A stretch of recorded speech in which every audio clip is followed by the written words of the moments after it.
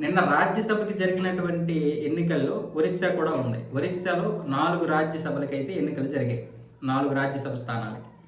అందులో బీజేడీకి ఓటేయమని కాంగ్రెస్ చెప్పింది తన యొక్క ఎమ్మెల్యేలకి.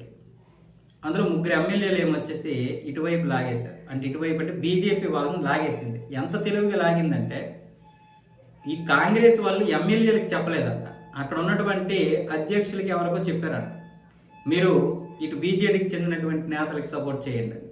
వీళ్ళ ముగ్గురికి మీరు బీజేడీకి చెందినటువంటి నేతలకి ఓటు ఇవ్వండినో లేకపోతే ఏదో ఈ అధినాయకని చెప్పాలి కదా, ఇక్కడ రాష్ట్రంలో ఉన్నటువంటి అధ్యక్షులు ఎవరో చెప్పలేదంట. ఆ విషయం బీజేపీకి తెలిసి బీజేపీ వీళ్ళ ముగ్గురిని అటువైపు లాగేసింది. మీకు కావాల్సిన పనులు మీకు చేస్తాము, మీరు ఇటువైపు ఓట్లు వేయండి అని చెప్పడంతో వాళ్ళు ఏం చేశారు, బీజేపీతో ఏవో మాట్లాడుకున్నారు. అధికారంలో బీజేపీ ఉంది కాబట్టి వెంటనే బీజేపీకి చెందినటువంటి అభ్యర్థికి ఓట్లు వేశారు.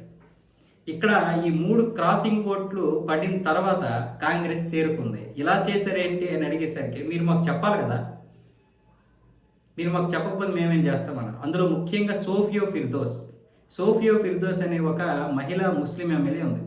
ఈవిడ రాష్ట్రంలోనే మొట్టమొదటి ముస్లిం మహిళా ఎమ్మెల్యే, అలాగే ఇప్పుడున్నటువంటి ఏకైక ముస్లిం మహిళా ఎమ్మెల్యే. ఈ దఫా ఎవరూ గెలవలేదు. ఇంతవరకు ఎవరు కూడా ముస్లిం మహిళల్లో ఎమ్మెల్యే గెలవలేదు. వీళ్ళ నాన్న ఇంతకుముందు గెలిచాడు, కాకపోతే అవినీతి ఆరోపణలతో ఆయన్ని నిషేధించడం జరిగింది, పోటీ చేయనివ్వకుండా. బారామతి కటక్ నియోజకవర్గం నుంచి గెలుపొంది. ఎంత తెలివిగా అటు బీజేపీ వీళ్ళని తన వైపుకి తిప్పుకుందో అంతే తెలివిగా కాంగ్రెస్కి కూడా ఈవిడ అంత సమాధానం చెప్పింది. అంత స్మార్ట్గా ఉన్నారు ఒక్కొక్కరు. కాంగ్రెస్ ఏమొచ్చేసి ఇంకెక్కడో ఉంది.